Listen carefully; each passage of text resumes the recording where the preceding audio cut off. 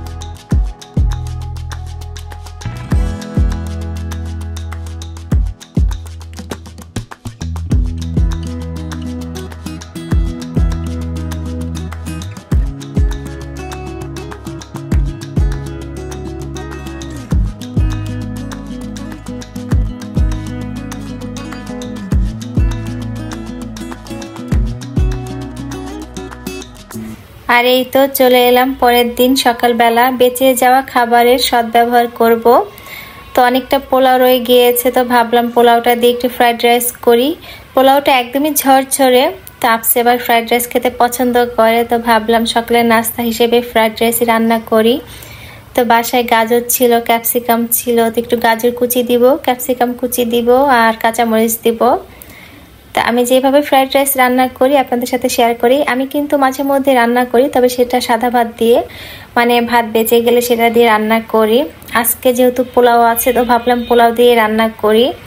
তো সাথে একটু ফুলকপিও কেটে দিচ্ছিলাম, হয়তো খেতে ভালো লাগবে। আর এখন ফুলকপির দাম যে পরিমাণের কম, অনেক অনেক কম। যারা আমার মতো ফুলকপি খেতে পছন্দ করেন চাইলে কিন্তু ফুলকপি দিয়ে বিভিন্ন ধরনের রেসিপি ট্রাই করতে পারেন।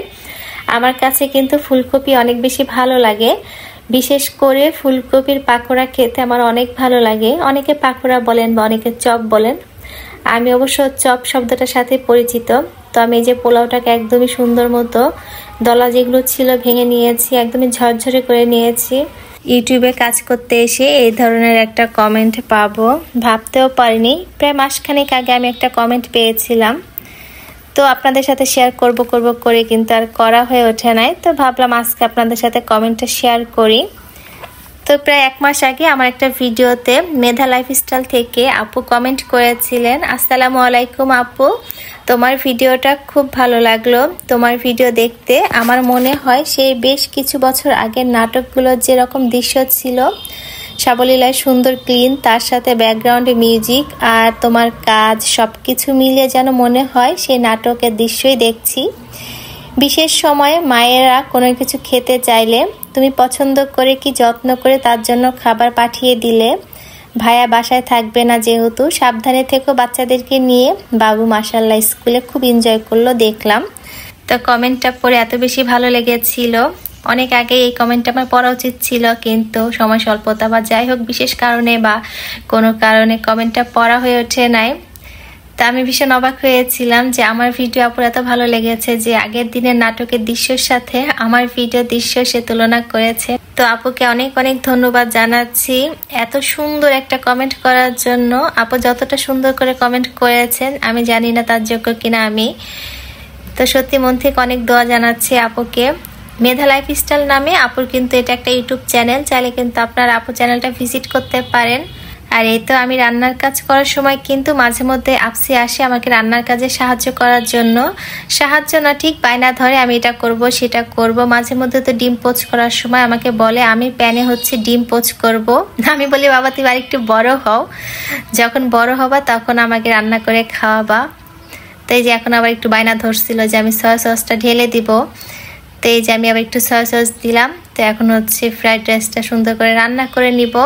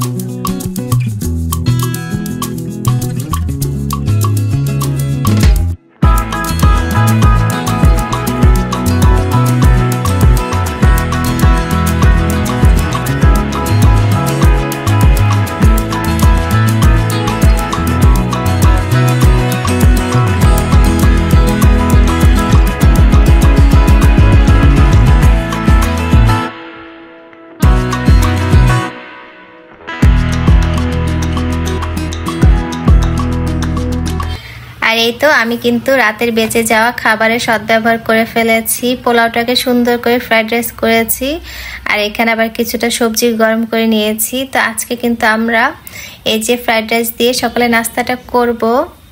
তো আজকে আর কোনো দুপুরে রান্না বান্না আপনাদের সাথে শেয়ার করব না, অফ ক্যামেরা সব রান্না বান্না করেছিলাম। তো ভাবলাম আপনাদের সাথে এই যে বেঁচে যাওয়া খাবারের কিভাবে আমরা সদ্ব্যবহার করতে পারি সেটাই শেয়ার করি। তো দেখা যায় অনেক সময় বাসি খাবারটাকে যদি সুন্দর করে পরিবেশন করা যায়, খাবারের প্রতি কিন্তু আগ্রহ জন্মায়, বাচ্চারাও পছন্দ করে। তো যাই হোক, এতক্ষণ অনেক ধৈর্য বা ভালোবাসা নিয়ে আমার পুরো ভিডিওটি দেখার জন্য সবাইকে অনেক ধন্যবাদ জানাচ্ছি। নতুন বছর সবার অনেক ভালো কাটুক, আনন্দে কাটুক, সেই সাথে সকলের সুস্বাস্থ্য আর দীর্ঘায়ু কামনা করে ফারিস ফ্যামিলি ব্লগ চ্যানেল থেকে আমি ফারিয়া আজকের মতো বিদায় নিচ্ছি। আল্লাহ হাফেজ, আসসালামু আলাইকুম।